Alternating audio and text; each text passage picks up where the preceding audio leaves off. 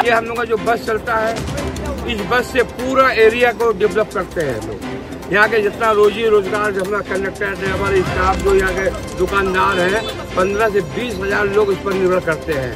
We also are the citizen of this country ना, तो हम लोग भी तो, हम लोग गरीब हैं, छोटे हैं, जो बड़े लोगों उनको पूरा अलॉट कर देंगे आप।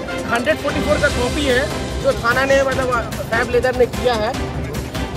इसमें लिखा हुआ है प्लीज मेंटेन पीस। यहाँ पर कोई ऑर्डर ऐसा नहीं है कि ताला मार करके गाड़ी निकाल दिया जाए। तो इतना बड़ा पॉपुलेशन को देखते हुए पब्लिक पर्पस के लिए इस गाड़ी के लिए कुछ जगह जो है अलॉटमेंट करवाया जाए। उसके लिए जो मुआवजा होगा गवर्नमेंट को हम लोग देने के लिए तैयार है। गार्डन रीच की सड़कों पर खड़ी 100 बसेस, सरकारी फाइल्स के इंतजार में आवाम की जिंदगी जाम। सलाम, मैं हूं महविश खान और आप देख रहे हैं दी मोबाइल रिपोर्टर। गार्डन रीच के राजा बागान बस स्टैंड जो नादियाल पुलिस स्टेशन के बगल में है, लेकिन अब ये स्टैंड खुला नहीं, बंद है और सड़कों पर खुली है सिर्फ आवाम की परेशानी। सोचो, एक तरफ सरकारी दफ्तर की फाइल्स जो हवा में उड़ती हुई हाई कोर्ट तक पहुंच गई है और दूसरी तरफ सड़क पर खड़ी 100 से ज्यादा बसेस। गेट से लेकर 400 मीटर दूर तक बस एक ही नजारा, खामोश गाड़ियां जो चल नहीं पा रही।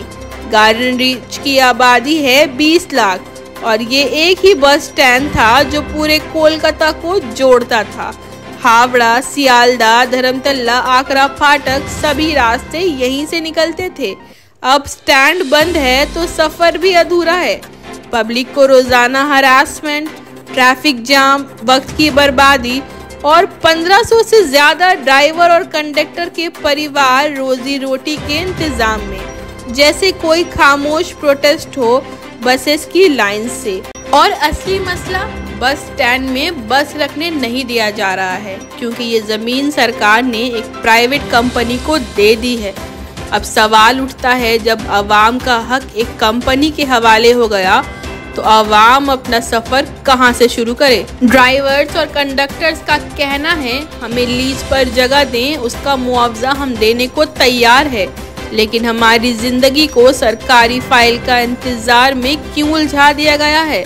और सबसे बड़ी बात, गार्डन रीच के लोग ममता बनर्जी से हाथ जोड़कर अपील कर रहे हैं, दीदी हमारी आवाज सुनिए, इस मामले का हल निकालिए ताकि हमारी जिंदगी और सफर फिर से आसान हो सके। कोलकाता की सड़कों पर खड़ी ये 100 बसेस सिर्फ ट्रैफिक का जाम नहीं बल्कि अब एक आवाम की उलझन की तस्वीर है। आइए बिना वक्त जाया किए हम वहां के लोगों से बातचीत करते हैं। नादियाल थाना पूरा चारों तरफ नो एंट्री लगा दिया है, कोई भी मेरा गाड़ी कोई इन होने नहीं देगा। और ये बहाना हो जाए कि लॉ एंड ऑर्डर मेंटेन हम लोग नहीं कर रहे।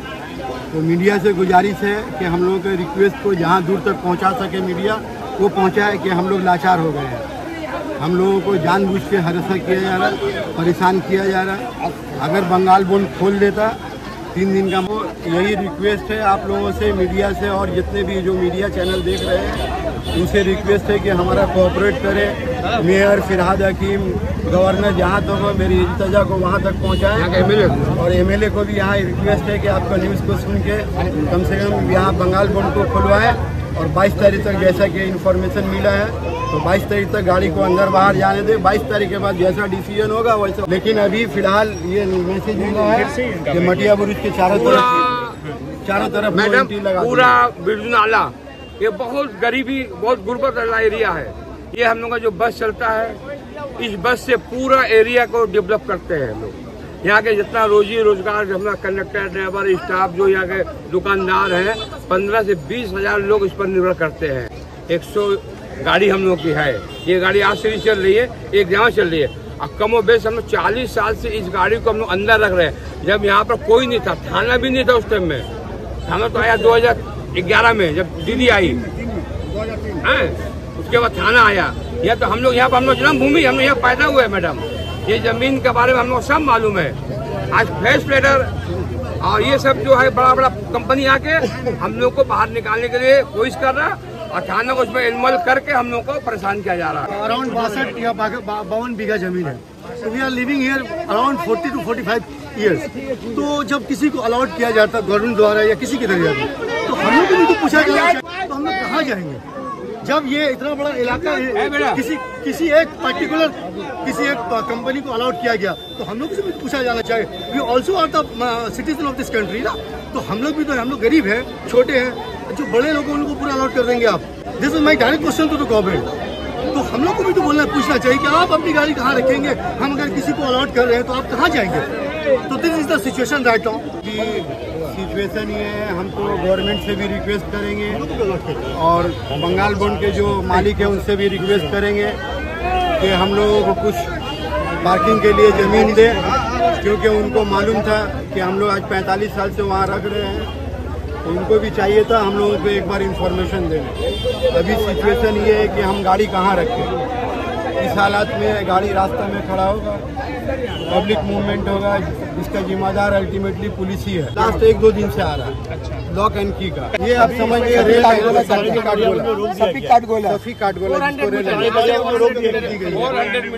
मैडम गाड़ी खड़ी है, बाकी अभी आधा से। देखिए, ये बस का मामला जो है, ये जमीन जो है कंपनी की थी, the union jute company limited के नाम पे रिकॉर्ड थी, जिसका अभी भी पर्चा उसी के नाम पे रिकॉर्ड है। ठीक है, तो हम लोग आज गुज़श्ता 45-50 साल से यहाँ पे गाड़ी पार्किंग होती है, यहाँ से निकलती है, जाती है डिफरेंट रूट्स में, 12 number, 12A, 12B, 12/1 different roots में जाती है। ऑल ओवर सडन 1-1.5 महीना से जो है कुछ यहाँ पर डिस्टर्बेंस आ रहा है पुलिस की तरफ से कि ऐसा है वैसा है, जो भी है, तो गेट बंद कर दिया जा रहा है, तरह से डिफरेंट टाइप से हैरेसमेंट किया जा रहा है। तो हम लोग जो है मालिक कुछ ऑनर गए, उस हिसाब से रिक्वेस्ट किए कि सर अगर ये प्रॉपर्टी अगर कोई लिया है तो ये गवर्नमेंट प्रॉपर्टी है, तो ये पब्लिक, ये बस जो है ये सर्विस भी पब्लिक को दिया जा रहा है। भले इसे ऑनर व कंडक्टर ड्राइवर ये कर रहा है, पर इसका अल्टीमेट सर्विस पब्लिक को ही मिल रहा है। और पूरे गार्डन बीच में 20 लाख की पॉपुलेशन है, 20 लाख के पॉपुलेशन में ये वाहिद एक रूट है जो पूरा कलकत्ता को कवर करती है। तो अगर इस रूट को इफेक्ट हुआ तो ये 20 लाख पॉपुलेशन को इफेक्टेड करेगा। ठीक है, तो अब ये रहा जमीन के ताल्लुक से कि जमीन ये वेस्टेड लैंड थी, तो किसी PS ग्रुप व संजय मुरारका किसी का नाम सुनने को मिल रहा है सर कि उन लोगों ने आकर के गवर्नमेंट से जमीन लीज पे ले लिया है। तो लीज पे ले लिया है तो हम लोग एक पब्लिक प्रॉपर्टी यहाँ पर आज 50 साल से यहाँ पर बिलोंग्स कर रहे हैं। शायद मेरी पैदाइश भी नहीं थी उस टाइम में। मेरे फादर बोलते हैं कि ऐसा यहाँ पर जूट कंपनी थी, जूट कंपनी बंद हो गई तो बस यहाँ पर लगना शुरू हुआ। तो ये बस 103 बस टोटल यहाँ पर है, तो जिससे कंडक्टर है, ड्राइवर है, मैकेनिक है, हेल्पर है, सभी की लाइवलीहुड डिपेंड है इस पर। अगर ये बस को इफेक्ट हुआ तो सभी का लाइवलीहुड इफेक्ट करेगा इस पर। आर्टिकल 21 जो लाइवलीहुड को कभी इफेक्ट नहीं होने देता है कॉन्स्टिट्यूशन, और ये जो है इफेक्टेड कर। कानूनी रूप से कोई एक्शन ले रहे हैं? कानूनी रूप से हाई कोर्ट में मैटर गया है, रीट पिटीशन हुआ है, सोमवार के दिन हेयरिंग है। तो हेयरिंग है, उन लोगों ने सिर्फ एक नोटिस भेजा है 144, जिसमें एक ऑर्डर दिया गया है पुलिस को कि फैब लेदर ने किया है संजय मुरारका की तरफ से कि पीस मेंटेन किया जाए। पर यहाँ पीस मेंटेन कैसे होगा? मतलब ये तो पीस को वायलेट किया जा रहा है, बस को रोक करके पीस को वायलेट किया जा रहा है। तो ये चीज को हम अपने मीडिया के जरिए बोलेंगे, रिक्वेस्ट करेंगे अपने CM से कि आपने जो अपर डिपार्टमेंट में, और इवन हम लोग अपर डिपार्टमेंट नोबन्ना CA मतलब सेक्रेटरी को भी जो है लीज के लिए हम लोग प्रपोजल दिए हैं कि हम लोग को कुछ जमीन लीज पे अलॉट किया जाए, जो भी गवर्नमेंट मुआवजा होगा उसको हम लोग पेड करेंगे। 144 का कॉपी है जो थाना ने मतलब फैब लेदर ने किया है, इसमें लिखा हुआ है प्लीज मेंटेन पीस। यहाँ पर कोई ऑर्डर ऐसा नहीं है कि ताला मार करके गाड़ी निकाल दिया जाए। ठीक है, यहाँ पर ऐसा कोई मतलब ऑर्डर नहीं है। फिर भी बहरहाल हम लोग गवर्नमेंट से रिक्वेस्ट करेंगे, अपने दीदी CM से रिक्वेस्ट करेंगे कि हम लोग को जो है यहाँ पर पब्लिक पर्पस के लिए, और हम लोग का MLA साहब खालिक मुल्ला साहब उनसे भी रिक्वेस्ट करेंगे कि हम लोग का इतना बड़ा पॉपुलेशन को देखते हुए पब्लिक पर्पस के लिए इस गाड़ी के लिए कुछ जगह जो है अलॉटमेंट करवाया जाए। उसके लिए जो मुआवजा होगा गवर्नमेंट को हम लोग देने के लिए तैयार हैं।